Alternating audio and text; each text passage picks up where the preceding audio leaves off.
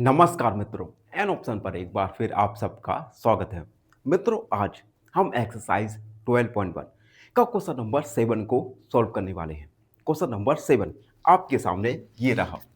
State the number of lines of symmetry for the following figures. कुछ हमें figures दिए गए हैं। इन फिगर्स में हमें number of line of symmetry को फाइंड करना है। और लाइन ऑफ सिमेट्री क्या होते हैं? लाइन ऑफ सिमेट्री होता है जिससे एक लाइन होता है जिससे एक फिगर को हम टू आइडेंटिकल फिगर्स में पार्ट्स में काट सकते हैं। ठीक है, तो हम number of line of symmetry इन सारे फॉलोइंग फिगर्स में फाइंड करने वाले हैं। तो इसके लिए हम एक टेबल को फॉर्म करेंगे। टेबल में हम 4 कॉलम बनाएंगे।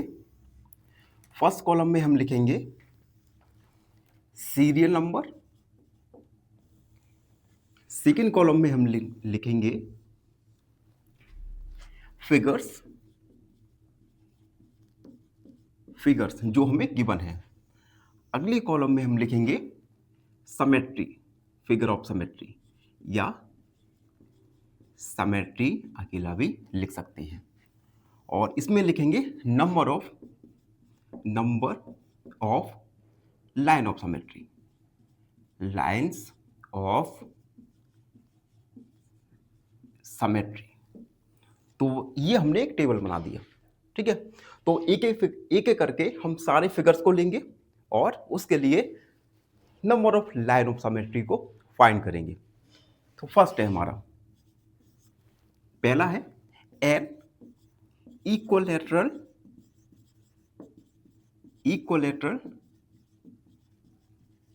ट्रायंगल।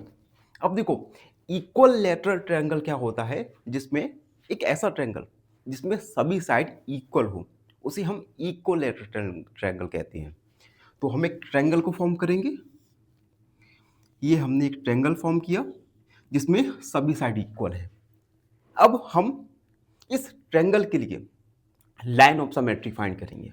तो देखो, पहला तो लाइन ऑफ सिमेट्री ये है, दूसरा एंड थर्ड वन इज, यानी total number of line of symmetry आया इक्विलैटरल ट्रायंगल के लिए 3। सेकेंड है isosceles triangle, B an isosceles triangle. अब देखो, आइसोसेलेस ट्रायंगल एक ऐसा ट्रायंगल होता है जिसमें टू साइड इक्वल हो। तो हम एक ट्रायंगल बनाएंगे जिसमें टू साइड इक्वल रहेंगी। तो आइसोसेलेस ट्रायंगल में सिमेट्री कैसे बनेगा? तो हम एक लाइन ऑफ सिमेट्री ड्रॉ करेंगे जिससे क्या होगा, ये isosceles triangle two identical equal triangle में कन्वर्ट हो जाएगा। तो number of line of symmetry आया इसमें ओनली 1। अब थर्ड वाला है हमारा स्केलीन ट्रायंगल। स्केलीन ट्रायंगल एक ऐसा ट्रायंगल होता है जिसमें कोई भी साइड इक्वल नहीं रहती। Third one is scalene triangle.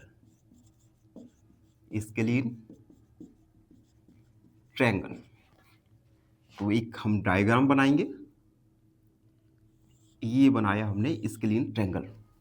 अब देखो, स्केलीन ट्रायंगल में लाइन ऑफ सिमेट्री होगी 0, क्योंकि हम स्केलीन ट्रायंगल को टू आइडेंटिकल ट्रायंगल में पार्ट्स में डिवाइड नहीं कर सकते। और जब डिवाइड नहीं कर सकते तो number of line of symmetry होगा 0 फॉर स्केलीन ट्रायंगल। उसके बाद डी है स्क्वायर। तो एक स्क्वायर फॉर्म करेंगे। स्क्वायर में ऑल साइड्स आर इक्वल होती हैं। तो इसमें लाइन ऑफ सिमेट्री ड्रॉ करेंगे। तो ये हुआ फर्स्ट, सेकंड, थर्ड एंड 4। तो number of line of symmetry आया 4। उसके बाद ई है रेक्टेंगल, ए रेक्टेंगल। तो रेक्टेंगल एक क्लोज्ड फिगर होता है जिसमें अपोजिट साइड्स इक्वल होती है। तो हम रेक्टेंगल के लिए लाइन ऑफ सिमेट्री ड्रॉ करेंगे। तो फर्स्ट एंड सेकेंड, तो number of line of symmetry आया फॉर रेक्टेंगल 2। ठीक है, तो रेक्टेंगल कंप्लीट हुआ। अब अगला है रोम्बस। अब देखो रोम्बस में अपोजिट साइड्स पैरेलल होती हैं, पैरेलल यानी कि समानांतर। तो ये है एफ ए रोम्बस। तो एक रोम्बस को ड्रॉ करेंगे हम। ये हमने एक रोम्बस को ड्रॉ किया। रोम्बस के लिए लाइन ऑफ सिमेट्री कुछ इस प्रकार होगी, इनके डायगोनल से होती हुई जाएगी। तो रोम्बस में number of line of symmetry आएंगी 2। उसके बाद अगला है parallelogram, G a parallelogram. Parallelogram क्या होता है कि अपोजिट साइड्स इक्वल होती हैं और पैरेलल होती हैं। ठीक है, अब देखो पैरेललोग्राम में हम कोई भी लाइन ऑफ सिमेट्री को ड्रॉ नहीं कर सकते, क्योंकि हम इस पैरेललोग्राम को 2 आइडेंटिकल पार्ट्स में डिवाइड नहीं कर सकते। तो पैरेललोग्राम के लिए number of line of symmetry हो जाएगा हमारा 0। उसके बाद अगला है क्वाड्रिलेटरल। क्वाड्रिलेटरल क्वाड्रिलेटरल फॉर्म करेंगे। क्वाड्रिलेटरल एक ऐसा फिगर होता है जिसमें नंबर ऑफ साइड्स होती हैं 4। तो हमने एक क्वाड्रिलेटरल फॉर्म किया। अब क्वाड्रिलेटरल में भी हम लाइन ऑफ सिमेट्री को ड्रॉ नहीं कर सकते, क्योंकि क्वाड्रिलेटरल को हम 2 आइडेंटिकल पार्ट्स पे डिवाइड नहीं किया जा सकता। तो क्वाड्रिलेटरल के लिए number of line of symmetry होगा 0। और उसके बाद अगला है रेगुलर हेक्सागोन। हेक्सागोन एक क्लोज्ड फिगर होता है जिसमें नंबर ऑफ साइड्स होती हैं 6। हेक्सागोन आई हेक्सागोन जिसमें नंबर ऑफ साइड्स रहती हैं 6। तो एक हम हेक्सागोन को कंस्ट्रक्ट करेंगे। ये हमने हेक्सागोन बना दिया। अब हेक्सागोन में लाइन ऑफ सिमेट्री को हम फाइंड करेंगे। तो देखो ये फर्स्ट है लाइन ऑफ सिमेट्री, उसके बाद सेकेंड, उसके बाद थर्ड, एंड उसके बाद ये हो जाएगा हमारा 4, और ये हो जाएगा 5, और ये हो जाएगा 6। तो हेक्सागोन में number of line of symmetry हो जाएगा 6। And last one is circle. Circle एक सर्कल बनाएंगे। सर्कल में मिडिल में इसका सेंटर रहता है। अब सर्कल के लिए हम लाइन ऑफ सिमेट्री फाइंड करेंगे।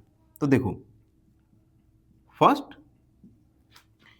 सेकेंड, उसके बाद थर्ड, 4, 5, 6, 7, 8, 9, 10। तो सर्कल के लिए number of line of symmetry होगा इनफिनाइट, क्योंकि सेंटर से जाती हुई कोई भी लाइन इस सर्कल को 2 आइडेंटिकल पार्ट्स में डिवाइड करेगी। तो एक बात याद रखना, सर्कल के लिए number of line of symmetry होगा इनफिनाइट। और मे बी ऐसे क्वेश्चन, छोटे मोटे क्वेश्चंस 1 मार्क्स के क्वेश्चन बन जाते हैं। ठीक है, तो सर्कल के लिए number of line of symmetry होगा इनफिनाइट। तो ये था क्वेश्चन नंबर 8 का सॉल्यूशन, जिसमें हमने फॉलोइंग फिगर्स के लिए number of line of symmetry को फाइंड किया। आई होप क्वेश्चन 7 का सॉल्यूशन आपको अच्छे से समझ आ गया होगा। फिर भी कोई डाउट रहता है, कोई भी क्वेरी है, तो उसे कमेंट में लिख दीजिए और हमारे चैनल को सब्सक्राइब कीजिए। धन्यवाद हमेशा।